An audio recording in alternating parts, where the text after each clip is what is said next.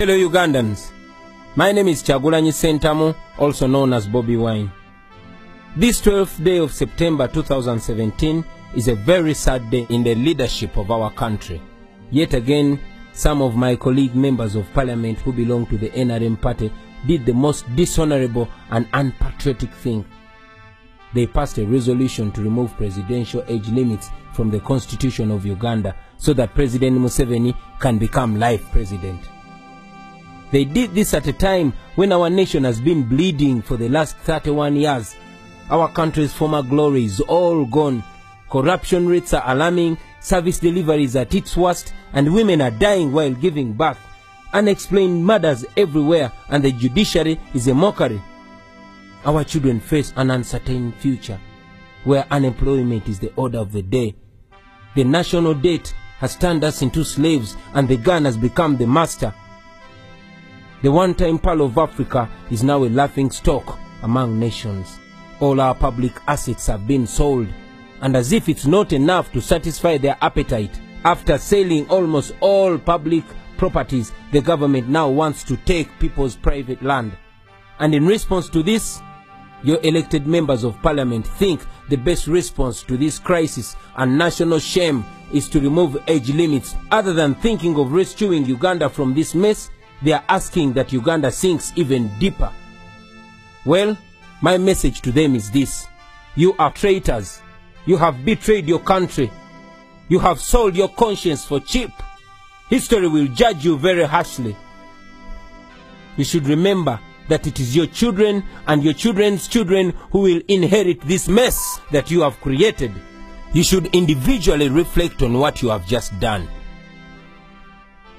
Remember that there will be a time when you must account for this nonsense. Today, most of you who put up your hands to support this resolution, you have put your names on the national wall of shame. You should think about how you want to be remembered, whether as men and women who loved their country or as people who thought only about themselves. You should also remember that you swore an oath to bear true allegiance to the Republic of Uganda and uphold its constitution. So by passing this resolution, you did exactly the opposite of what you sought to do. Well, the good news is that there is still time for you to withdraw your endorsements before it's too late. And before I forget, I want to thank those few patriotic NRM MPs who rejected the madness of raping the Constitution. You are heroes, and please maintain your stand. Do not bow down to pressure, because your voters are watching you and they will be rewarding you. And to President Museveni, in 1986, you asked for 4 years to reorganize the country and hand over power to a civilian government. We agreed. You personally said that Africa's problem was not the people, but the leaders who overstay in power. In 1990, you asked for 5 more years to be able to enact a durable constitution for the nation, and then go. We agreed. In 1995, you asked for a new mandate under the constitution. You asked for 5 more years. We agreed. In 2001, you requested the nation to renew your mandate for the last constitutional term. We agreed. In 2005, you moved to remove presidential term limits. You told us that you wanted only 5 years to be able to consolidate your achievements. We agreed. And then in 2011, you came back. You campaigned under the Prosperity for All slogan. You promised that poverty would be history in Uganda after that term, and that you would return to Rwachitura and look after your cows. These were your words. 2016 came, and again you came back, asking for the very last term. Yes, in a televised address, you told the nation, and you swore that you would certainly not lead beyond 75 years of age. You told us that after 75, a leader would no longer have the vigor required to run a country. You promised that your last term would be a term pledging to fight and end corruption. Well, Mr. President, you have failed us on all these promises, and our hope was that you would end your term in 2021 and give way for the nation to begin a new chapter. And if you do that, the nation will be grateful for your contribution. Mr. President, Bob Marley said, you can fool some people sometimes, but you can't fool all the people all the time. You cannot lie to a whole nation and think each time you will get away with it. As a good reader of history, you should remember that history repeats itself with leaders who thought they were wiser than their generations. Those who thought that populations were gullible and easily manipulated. Usually there comes a time when people are tired. Ugandans are tired. They have been patient with you. They have been respectful and generous with you, knowing that in 2021 a new dispensation will come. Please do not abuse our trust and patience. Come out and clearly disassociate yourself with this madness. Our children want to emulate a leader who does not lie to the country on national TV. Come out and repeat what you said on NTV's Patrick Kamara program when he asked you if you would go beyond 75 years. Not at all. Certainly not. That's what you said, Mr. President.